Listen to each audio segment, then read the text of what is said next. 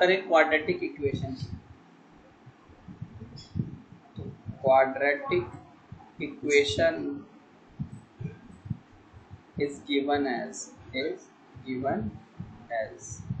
कैसे दी जाती थी क्वाड्रेटिक इक्वेशन? बेटा दी जाती थी ax² + bx + c बराबर 0।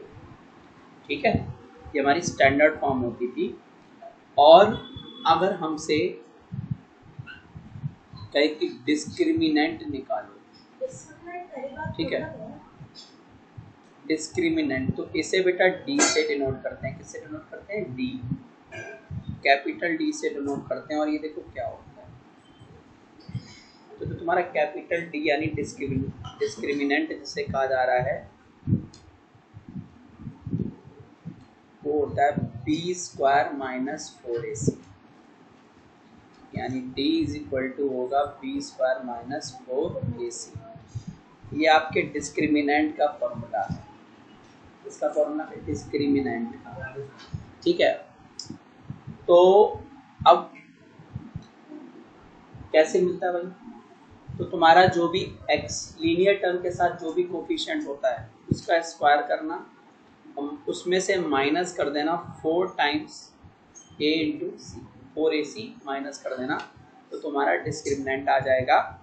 और अब डिस्क्रिमिनेंट ना हमारे 3 तरीके के आ सकते हैं। डिस्क्रिमिनेंट जो है हमारे 3 तरीके के आ सकते हैं। तो डिस्क्रिमिनेंट का मतलब जनरली ये बताता है, हमारा डिस्क्रिमिनेंट हमें ये बताता है कि ये जो हमारा क्वाड्रेटिक इक्वेशन है इसका कोई ज़ीरो आएगा भी या नहीं आएगा, और आएगा तो कैसा ज़ीरो आएगा। ठीक है, यानी nature of roots, nature of roots. तो याद रखना, अगर आपका b² - 4ac का वैल्यू 0 आता है, कितना आता है?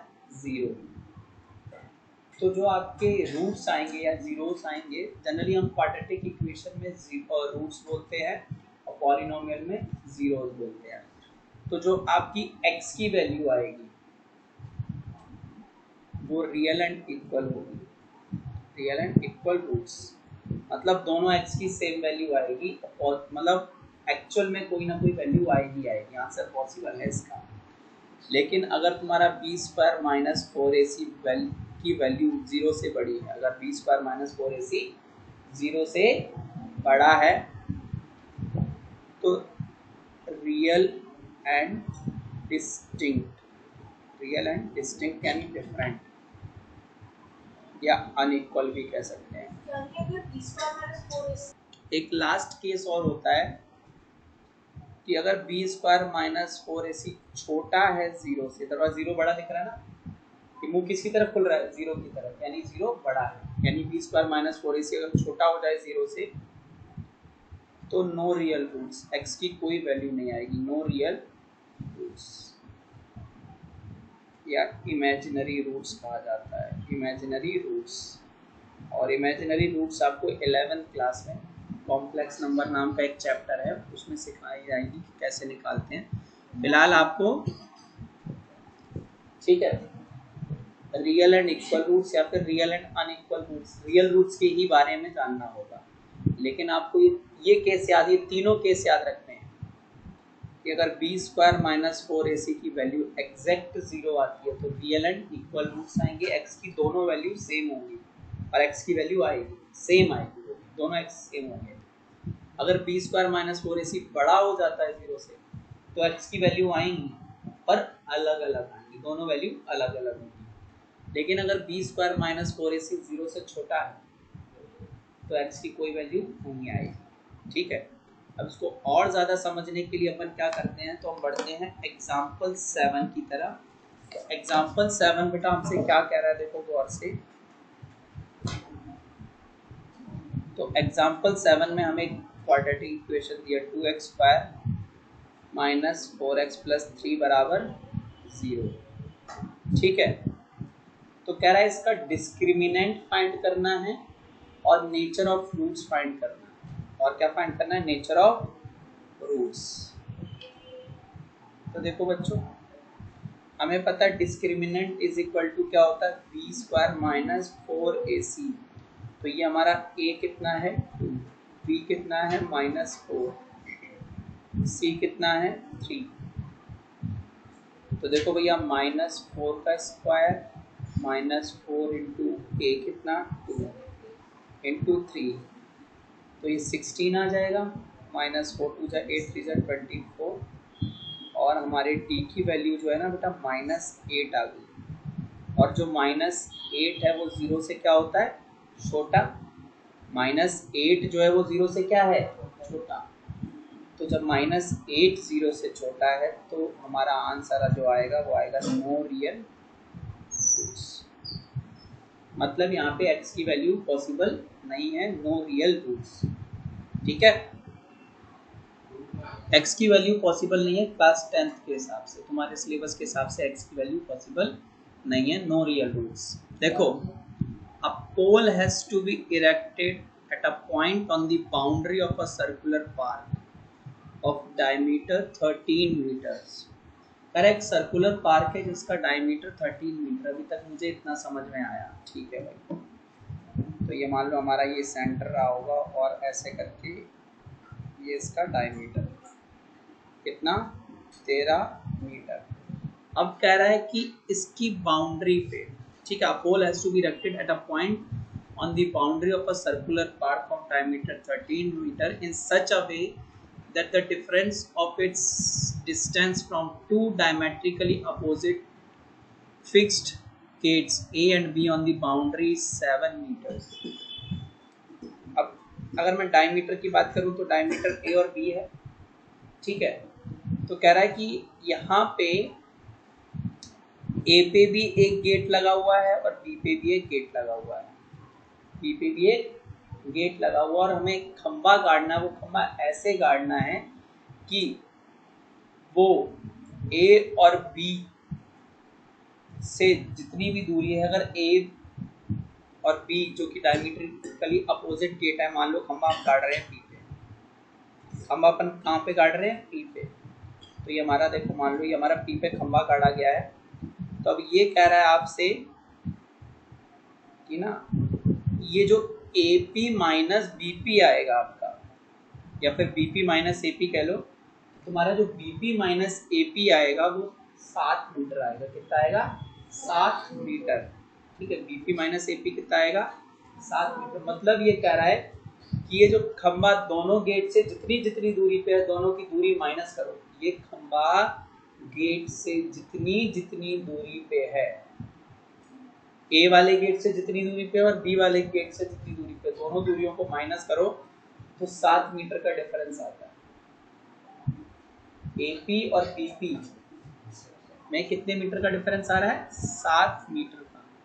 ठीक है, तो अब आपको ये पता करना है कि गेट से कितनी दूरी पे हमें जो है इस खंबे को गाड़ना है, गेट से कितनी दूरी पे जो है हमें इस खंबे को गाड़ना है। बात समझ में आ गई? ठीक है, चलिए तो यहाँ देखो बच्चों, मैं मान लेता हूँ कि देखो मेरा ए बी तो मुझे पता है, लेट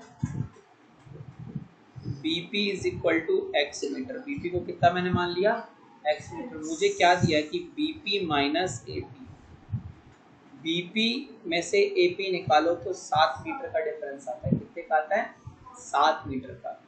तो बीपी हमारा कितना है x minus AP is equal to 7। AP उधर भेज दो, x इधर ले आओ, 7 इधर ले आओ, ये पहले एपी को इधर भेज दो। तो x is equal to 7 plus AP. मुझे एपी की वैल्यू निकालनी है, तो एपी क्या आ जाएगा x माइनस 7 मीटर। अब क्योंकि खंबा गाड़ा होगा, सीधा गाड़ा होगा राइट एंगल पे गाड़ा होगा, तो पाइथागोरस थ्योरम लगेगी यहाँ पे। तो लिखना इन राइट ट्रायंगल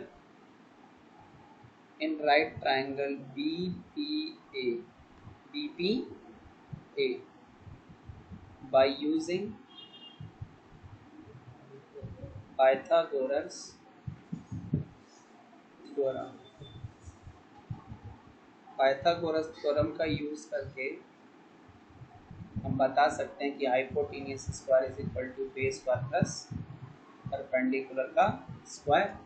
तो हाइपोटेनियस कितना 13, बेस यानी AP कितना x माइनस 7 का होल स्क्वायर, और परपेंडिकुलर माने x प्लस 7 ये x का होल स्क्वायर। ठीक है, अब अगर हम इसको सॉल्व करें तो देखो बेटा कितना आएगा, 169 is equal to x square minus 14x plus 49, ठीक है, प्लस एक्स स्क्वायर। और सेम इक्वेशन हम कल सॉल्व कर चुके हैं परसों लास्ट वाली क्लास में। तो 169 is equal to x square plus x square, 2x square minus 14x plus 49। अब 169 को भी इधर ले आओ, 2x square minus 7x plus 49 minus 169 बराबर 0। 2 सब में कॉमन आ जाएगा, नहीं 14x है, सॉरी 7x नहीं है बेटा, 14x है, ठीक है ना। 7 अभी है नहीं, 7 अभी बनेगा, 14x। तो देखो 2x स्क्वायर माइनस 14x और 49 माइनस 169 माइनस 120 बराबर 0। अब ले लो 2 common, x square minus 7x minus 7x minus 60 is equal to 0। तो उधर चला जाएगा तो हमारी क्वाड्रेटिक इक्वेशन क्या बन जाएगी, x square minus 7x minus 60 बराबर 0। ठीक है, माइनस 60 बराबर 0। ठीक है, तो अब देखो हमारे पास ना एक क्वाड्रेटिक फॉर्मूला भी होता है। ठीक है, एक क्वाड्रेटिक फॉर्मूला होता है। अगर हमें किसी क्वेश्चन की मिडिल टर्म ना आए ना तो हम उसको क्वाड्रेटिक फॉर्मूला से भी सॉल्व कर सकते हैं। तो क्वाड्रेटिक फॉर्मूला क्या होता है, इधर देखो, क्वाड्रेटिक फॉर्मूला इस वाली इक्वेशन के लिए, इस तरीके की इक्वेशन के लिए लिखता है ax square plus bx plus c equal to 0। अगर ऐसी इक्वेशन दी है तो उसमें से अगर आपको x की वैल्यू निकालनी है ना, तो जो भी b की वैल्यू है उससे पहले नेगेटिव साइन लगाना, फिर प्लस माइनस लगाना, रूट में निकालना b स्क्वायर माइनस 4ac, उसको रूट में रख देना, अपॉन में 2a से डिवाइड कर देना, अपॉन में 2a से डिवाइड कर देना। ठीक है, तो ये हमारा क्वाड्रेटिक फॉर्मूला, ये हमारा क्या है बच्चों, क्वाड्रेटिक फॉर्मूला। और इसको मैं गॉडफादर फॉर्मूला बोलता हूँ के लिए। क्यों, अगर आपको फैक्टराइजेशन मिडिल टर्म से अगर क्वेश्चन नहीं हो रहा है, इसमें वैल्यू डालना, अगर उसका रियल रूट है तो आंसर जरूर आएगा, अगर उसका रियल रूट है तो आंसर जरूर आएगा। ठीक है, तो देखो, तो हमारी देखो क्वाड्रेटिक इक्वेशन क्या बन रही है, x square minus 7x minus 60 है ना। और मुझे इस फॉर्मूले का यूज करते हुए क्या करना है, x की वैल्यू निकालनी है। तो सबसे पहले देखो, सबसे पहले क्या करेंगे हम, b square minus 4ac, b square minus 4ac, पहले d निकाल लो। d इसलिए निकालते हैं ताकि हम चेक कर सके कि हमारा आंसर आएगा भी कि नहीं आएगा, और आएगा तो कैसा आएगा। तो देखो b की वैल्यू कितनी है, माइनस 7 का whole square minus 4 into a की वैल्यू कितनी है 1, a 1 है, b माइनस 7 और c माइनस का 16, तो 1 इंटू माइनस का 16। तो देखो भैया ये 49 आ जाएगा, कितना आ जाएगा 49। और ये देखो आप जब सॉल्व करोगे ना, माइनस माइनस प्लस 4 इंटू 60 240 289, तो मेरे d की वैल्यू कितनी आ गई 289। अब 289 किससे बड़ा है, 0 से बड़ा है, तो आंसर आएगा रियल एंड अनइक्वल रूट्स आएगा। कैसा आएगा, रियल एंड अनइक्वल रूट्स। तो अब हम लगाएंगे by using quadratic formula, by using quadratic formula, जो कि है x is equal to minus B plus minus root over B square minus 4ac upon में होल में 2a। ठीक बच्चों, गौर से देखना, माइनस बी की वैल्यू थी माइनस 7, बी की वैल्यू कितनी थी -7 प्लस माइनस, अब बी स्क्वायर माइनस 4ac आप निकाल चुके हो, कितना आया था 289, यही तो आया बी स्क्वायर माइनस 4ac की वैल्यू, बार बार मत निकालो, एक ही बार निकाल दो, 289 अपॉन में 2 इंटू ए की वैल्यू कितनी थी 1, ए की वैल्यू कितनी थी 1 थी ना, और बी की वैल्यू -7 थी। तो देखो बेटा जब हमने इसको सॉल्व किया तो x is equal to minus minus plus 7 plus minus root over 289, root over 289 किसका होता है 17 का, किसका होता है 17 का, अपॉन में 2, अपॉन में 2। तो मेरे x की वैल्यू 2 आएंगी, एक बार तो x को 7 प्लस 17/2 मानना है, और एक बार x को वैल्यू बेटा 7 माइनस 17/2, क्योंकि बीच में जो प्लस माइनस साइन लगा ना, वो ये कहता है कि एक बार दोनों के बीच में प्लस रखना और एक बार दोनों के बीच में माइनस रखना, ठीक है। तो देखो 17 प्लस 7 24/2, तो x की वैल्यू एक बार तो 12 आ जाएगी, और एक बार x की वैल्यू आ जाएगी -10/2, x की वैल्यू -5। -5 पॉसिबल नहीं है, क्यों, साइड कभी नेगेटिव में होती है क्या, तो rejected as the sides can not be negative. तो x इज इक्वल टू 12 क्या था, यानी AP नहीं VP था, ये क्या था VP। अब हमारा AP बच रहा है, तो AP क्या हो जाएगा, x माइनस 7 था ना, 12 माइनस 7, तो AP आ जाएगा 5 मीटर, कितना आ जाएगा 5 मीटर, ठीक है। क्यों, अब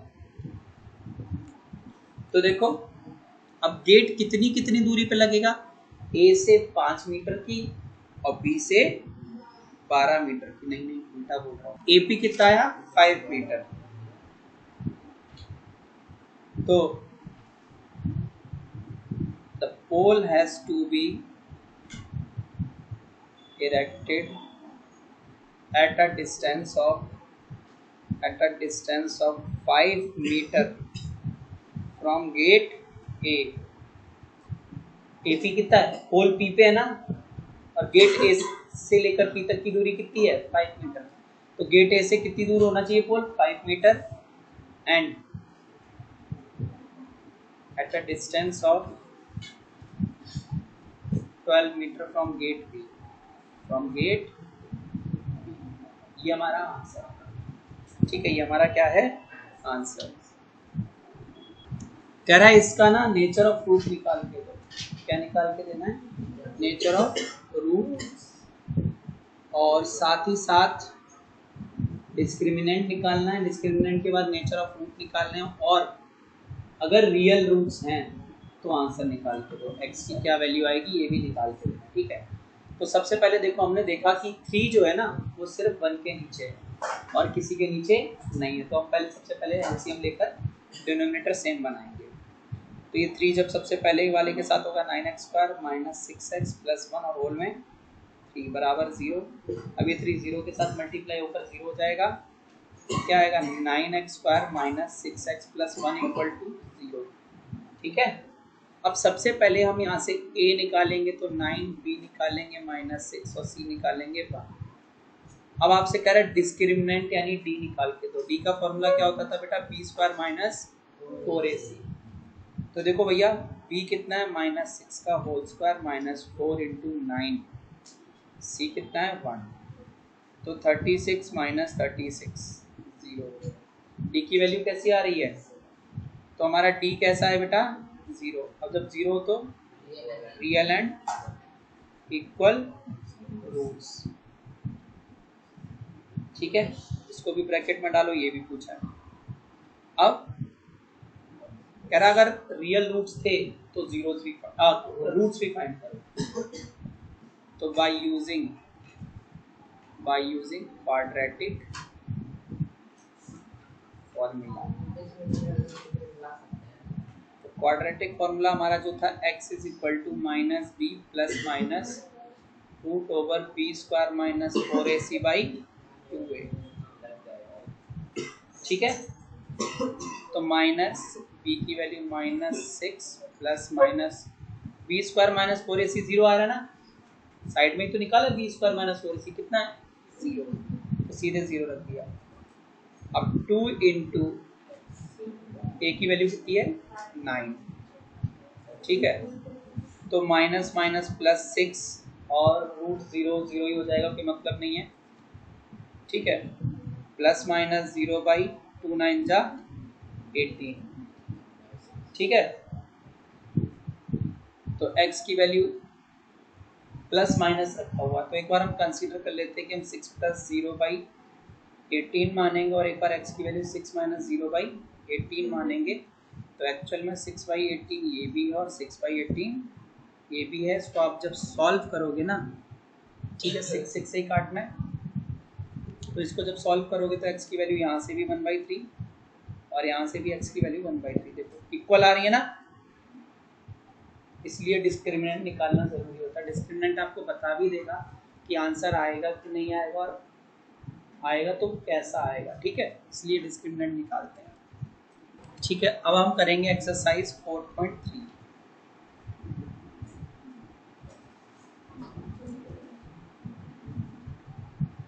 फर्स्ट क्वेश्चन का फर्स्ट पार्ट, तो क्या रहा है, find the nature of the roots of the following quadratic equation if the real root exist. अगर रूट रियल है तो उनको फाइंड भी करना है। तो सबसे पहले दिया हुआ बच्चों 2x², तो हमें क्या इक्वेशन दी है 2x² - 3x + 5 = 0, ठीक है। तो a की वैल्यू 2 है, b की वैल्यू -3 है और c की वैल्यू 5। हमें नेचर ऑफ रूट्स बताने के लिए डिस्क्रिमिनेंट निकालना पड़ेगा। तो d = b² - 4ac, तो -3 का स्क्वायर -4 इंटू a की वैल्यू 2 इंटू 5, 9 - 40 -31, और -31 0 से छोटा है, तो नो रियल रूट्स। अब क्योंकि रियल रूट्स आ ही नहीं रही है तो इसको आगे सॉल्व नहीं करने वाले हैं। फिर हमारा सेकंड पार्ट देखो बेटा, सेकंड पार्ट में अपन को बोला है 3x² - 4√3x + 4 = 0, ठीक है। तो वही नेचर ऑफ रूट निकालना है, तो डिस्क्रिमिनेंट निकालना पड़ेगा। तो a की वैल्यू है 3, b की वैल्यू -4√3 और c की वैल्यू है बेटा 4, ठीक है। c की वैल्यू क्या है 4, तो हम d निकालेंगे b² - 4ac, तो -4√3 का स्क्वायर -4 इंटू, ठीक है। तो -4 का स्क्वायर करोगे 16 और √3 का स्क्वायर करोगे 3, और ये भी 16 इंटू 3, d की वैल्यू 0 आएगी। और जब d की वैल्यू 0 आई है तो real and equal roots, real and equal roots. अब क्योंकि रियल और इक्वल है तो आपको क्वाड्रेटिक फॉर्मूला लगाकर वैल्यू भी फाइंड करनी है। तो देखो यही साइड में लगा देते हैं, बाय यूजिंग क्वाड्रेटिक फॉर्मूला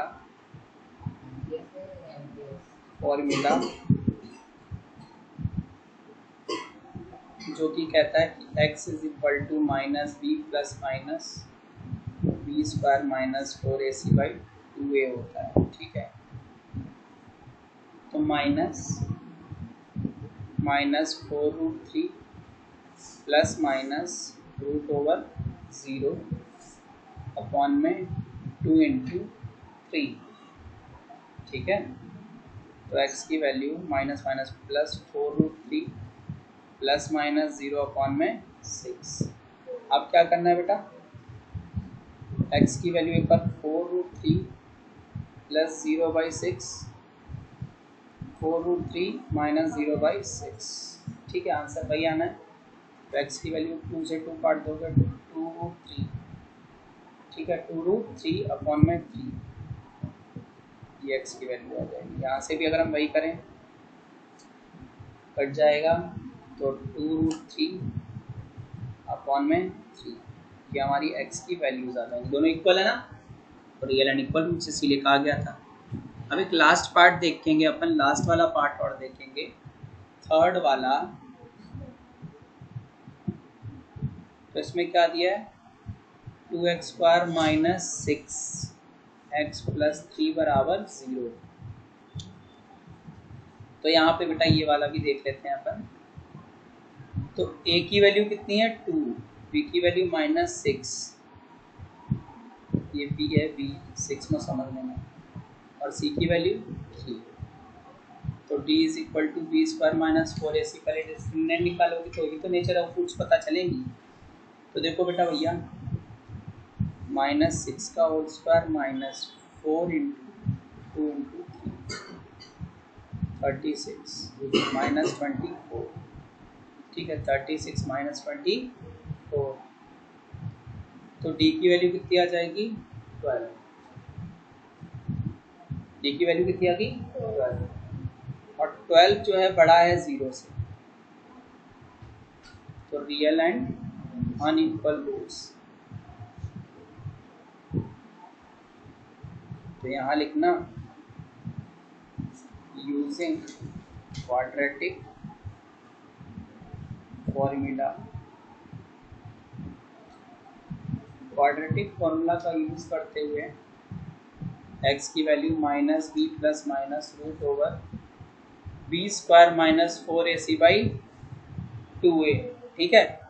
तो देखो भैया -6, b की वैल्यू क्या है -6 प्लस माइनस रूट ओवर 12, कितना रूट ओवर 12 अपॉन में 2 इंटू 2, ठीक है। तो minus minus plus 6 plus minus, अब √12 को अगर लिखे ना तो पता है क्या लिख सकते हैं 2√3, बताऊंगा कैसे, अपॉन में 4। 2√3 कैसे लिखा मैंने, 12 के किए फैक्टर, 2 जा 6, 2 जा 3, तो 12 इज इक्वल टू क्या आया 2 इंटू 2 इंटू 3। तो √12 इज इक्वल टू क्या आ जाएगा, जो 2 आता है वो एक बार और √3 तो आएगी, ठीक है।